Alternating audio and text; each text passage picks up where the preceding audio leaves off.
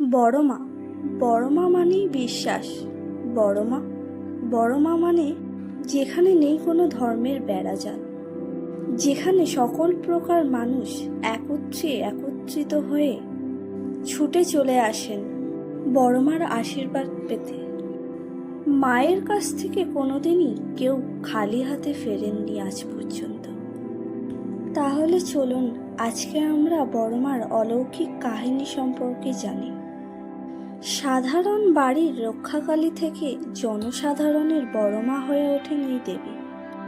তার মাহাত্ম্যে বিশ্বাস রেখে প্রতি বছর দীপান্বিতা অমাবস্যায় লক্ষ ভক্তের সমাগম হয় নৈহাটির ধর্মশালায়।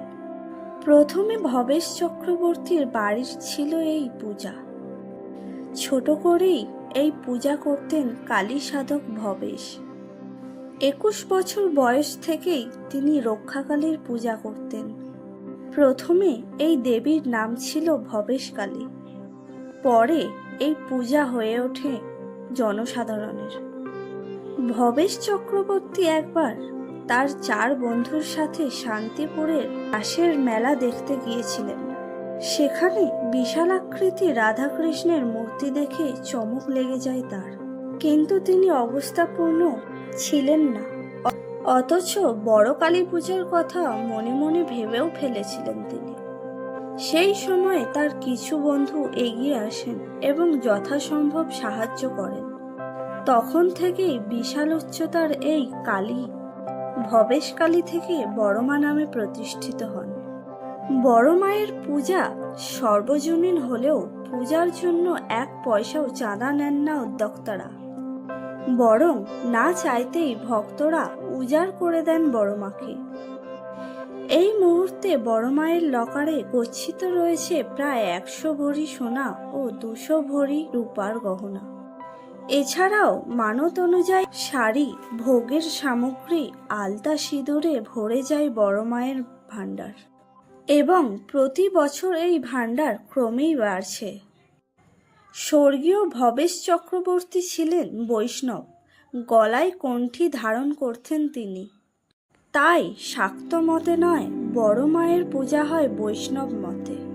বলির প্রথাও চালু নেই, দেবীকে দেওয়া হয় না কারণও। কোজাগরী পূর্ণিমার দিন কাঠামো পুজোর মাধ্যমে শুরু হয় বড়মার পূজা।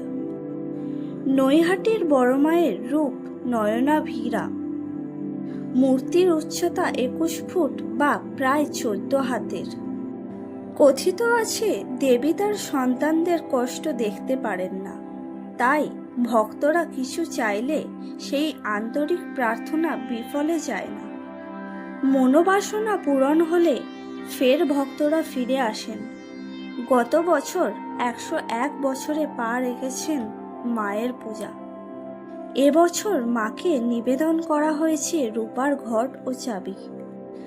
কড়া নিরাপত্তায় মুড়ে পূজা চলে বড় মায়ের, কারণ প্রতি বছর কালী পূজার দিন কয়েক লক্ষ ভক্তের ঢল নামে বড়মার উঠানে। প্রায় কয়েকশো পুলিশ মোতায়েন করা হয় গোটা এলাকায়, সঙ্গে থাকে শয়ে শয়ে স্বেচ্ছাসেবক। আগে বড়মা দর্শনের জন্য অপেক্ষা করে থাকতে হতো কালী পূজার উপরেই, কিন্তু কয়েক বছর থেকে শুরু হয়েছে বড় মায়ের নিত্য পূজা। কোষ্ঠী পাথরের মূর্তি তৈরি করা হয়েছে। দেবীর মন্দিরে ওই মূর্তিতেই নিত্য পূজা করা হয়। গা ভরা সোনা রূপা খুলে রেখে বিসর্জনের আগে ফুলের গহনায় সাজানো হয় বড় মাকে। তারপর চাকা লাগানো গাড়িতে চড়ে নিরঞ্জনের উদ্দেশ্যে রওনা হন বড় মা। ভক্তদের ঢলও নামে সেখানে।